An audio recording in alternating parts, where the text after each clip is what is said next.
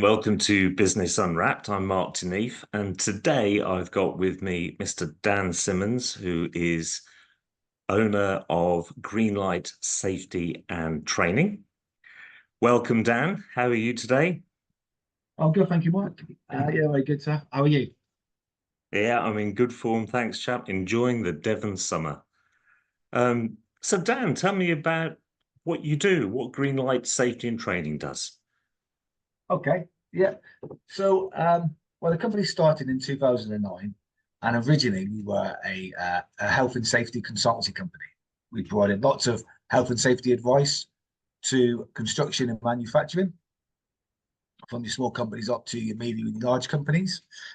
Early on, we decided to move across as well and deliver some safety-related training.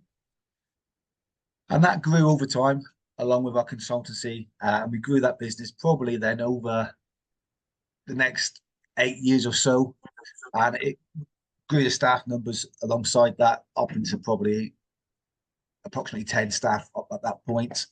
And then at that stage, we decided to create another company called Greenlight Training. So we continued with Greenlight Safety, and we were based throughout the whole of Southwest by this stage, and delivering on lots and lots of sites and delivering large volumes of training. We then moved across to Greenlight Training and created a trade apprenticeship company. And that delivers lots of different construction trades. And we're based in Plymouth and in Bristol. And we did, like I say, deliver a variety of trades such as bricklaying, carpentry, plastering, roofing, interior systems, groundworks, so on and so forth. Wow, Dan. I mean, that's been quite an expansion, isn't it? Over the last 10 years or so. Yeah, it is quite.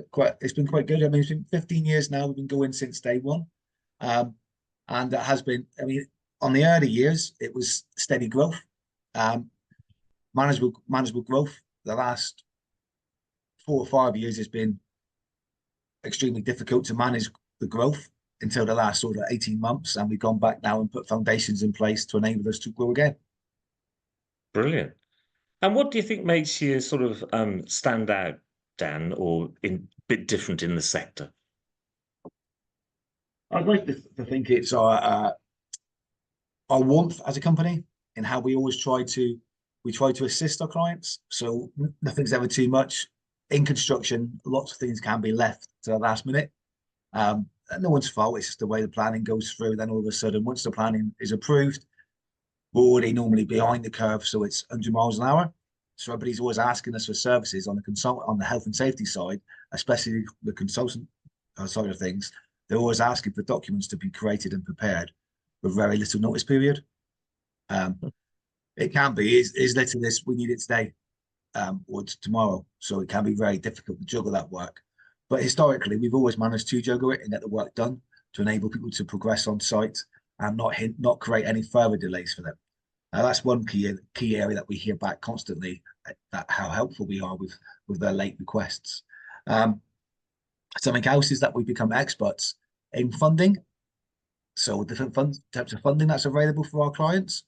So we appreciate that we're a cost to our clients. And what we try to do is we try to look at different funding opportunities that are available that we can use so that they haven't got to pay for other services. So they can see a real value in what we're providing because they're saving financial cost as well. And we do that across all sorts of training, whether that's the safety related training, and we can look at things like the skills and funding training. There's a employer networks fund that's just been released, and that's further funding that can be put towards training. And then we get the apprenticeship side. We get the apprenticeship training, and we get CITB funding for that, and other funding along the way, which changes over time. Like recently, we had the COVID funding that was there to help support people taking on apprentices as well. So we find out about the training, we find out how to use it, but we also help complete the funding packages for the employers, so they're not left there on their own trying to get through what can be quite complex systems. So we do that and help them with that as well, giving that support and advice. Again, which can be very, very, very beneficial to the company. So they don't actually have to pay for the training or for 100% of the training. They've only got to cover the costs of their employees attending the training sessions. That must make a big difference. It sounds like you really take all the pain away from the companies that are working with you and take the pain yourself to make sure that it all gets done. That's exactly what we do. Even with the when we do the health and safety consultant work in the documentation preparation of things like the method statements, the risk assessments, the health safety policies, whether we're completing application processes for tendering purposes, etc., etc. We try to take it away from a client. We know that a lot of our competitors, what they do with the consultant side of things is they issue documents and they then instruct the guys, their clients, to complete them for said projects. So, well, here's a template for a method statement risk assessment. You complete this before you complete any further works. However, we know historically that that doesn't really work because they're either too busy or don't have the skill sets to be able to populate that information. So therefore, it doesn't get done. And then they're leaving themselves viable to have accidents and incidences on site because they're unaware of what they should be putting in place to give them and their employees and others the required protections, and also leaving them exposed to criminal proceedings should the HC turn up. Wow. So you really are becoming a bit of a safety net in the whole process, aren't you, for them, for your clients? That's brilliant. So what's your journey been like to date, Dan? I know that you've got a really interesting background anyway before Greenlight, but what's your journey been like, sort of transitioning across and everything and working with the business? It's been really, really interesting, fun along the way, and also extremely difficult, if I'm being honest. Uh, Lots of hours, lots of hard work. Like I said initially, the initial growth phase for probably for the first 8 years was steady. It was varied between 10 and 20% growth a year, so it was fairly good. And then from about 2018, 19 onwards, it's been extremely rapid, and up until probably 2022. And it really, really difficult to manage. We probably went from in 2019, 10 or 15 staff, probably up to circa 70 staff very, very quickly. And that was the difficulty, managing the personnel, learning the personalities, the HR side of things. That has been the most difficult thing of the whole journey process. For me so far, really. Something else that happened fairly recently that's been very difficult for me is when I started the business, I had a business partner who was my brother, Paul, and we started from 2009 together. And then in May last year, Paul decided to leave the business. He decided to retire.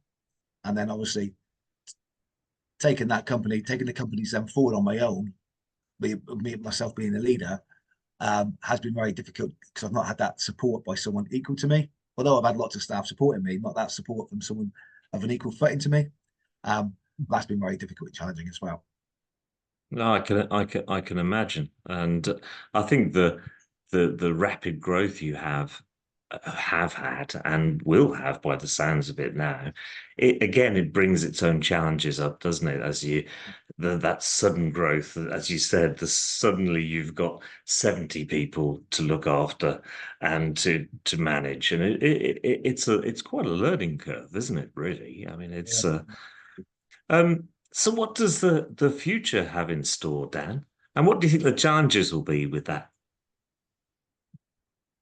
Well, hopefully the future has further growth because since sort of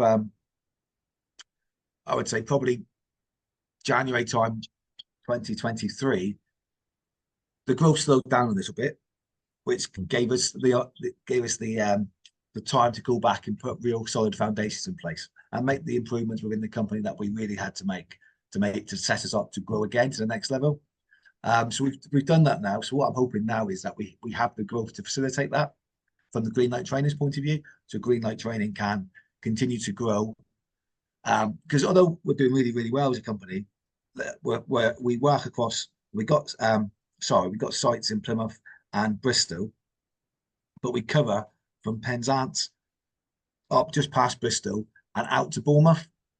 But really in the Wow. Bristol area, we're not we haven't grown as much as I would like to in the time period we've been there. So I'd like to focus our attention on Bristol now, in the surrounding areas to get that growth from an apprenticeship point of view up there. Green light safety side of things, that the health and safety consultancy and training. Equally, I want to grow that as well in the Bristol area, because the two go hand in hand, and go out there as well, and then provide the consultancy advice and the training as well. And when you're working with an employer regarding apprenticeships or from the safety side of things, it's that wraparound support that the whole company can provide, and it's bringing our staff in. And my next stage of the business, which is going to start probably in October, is on creating a sales team that sells the whole company as a whole, rather than we've got a sales team that grow green light safety, we've got sales teams that currently grow green light training, but it falls down a little bit. It's a bit clunky when you're trying to cross refer. So if we create one sales team, hopefully that will improve that side of things.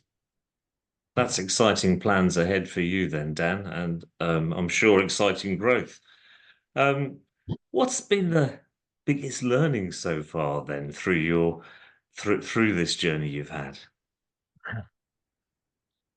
Well, for me, the biggest learning has been probably don't run before you can walk.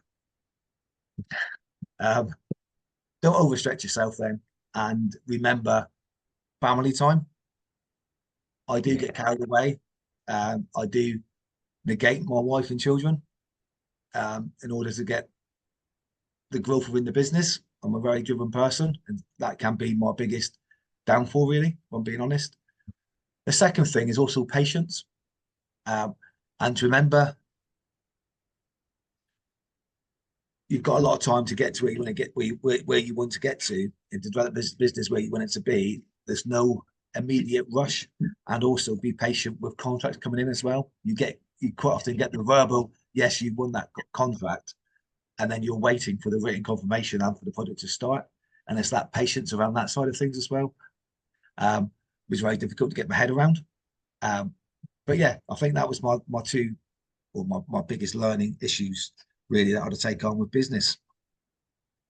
Yeah, I think I hear that similar things frequently from people who are building, like yourself, a successful business. You know, that sort of that patience, and almost it's almost learning to stop to go quicker.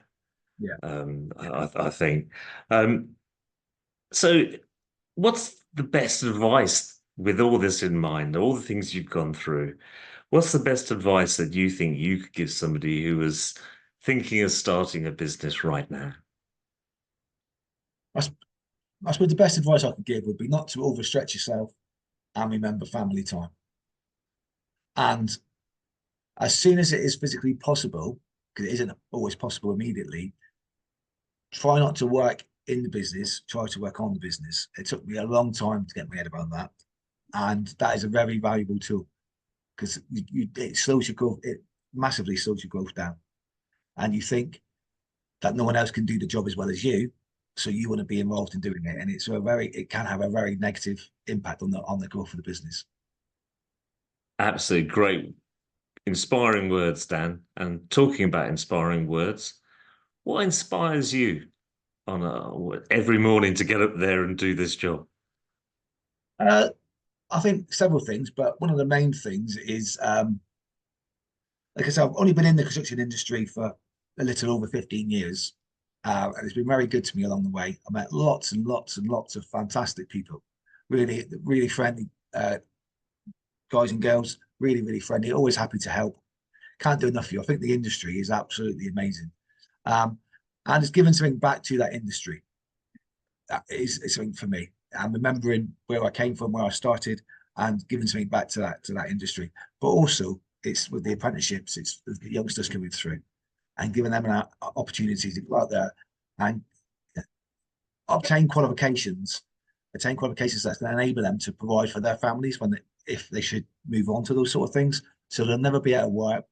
They can progress from there. It's just a stepping stone into this fantastic construction industry. And from that, they can progress, if they want to, onto lots of different avenues. It's making them aware of that, giving that awareness, and showing them that, as important as school is, If it wasn't for them, you can come in, you can do something different, and you can still take learning on in a different way, a different journey, and prosper from it. And that again is something that I'm really, really committed to. That's fantastic, Dan. Listen, Dan, it's been an absolute pleasure talking to you today, and I'm really looking forward to seeing your progression over the next few years. I'm quite positive from what I've heard and what I know that all you'll have is great success, Dan. So thank you so much, and as I said, I look forward to seeing your success. Take Thank you. care. Thank you. Bye bye.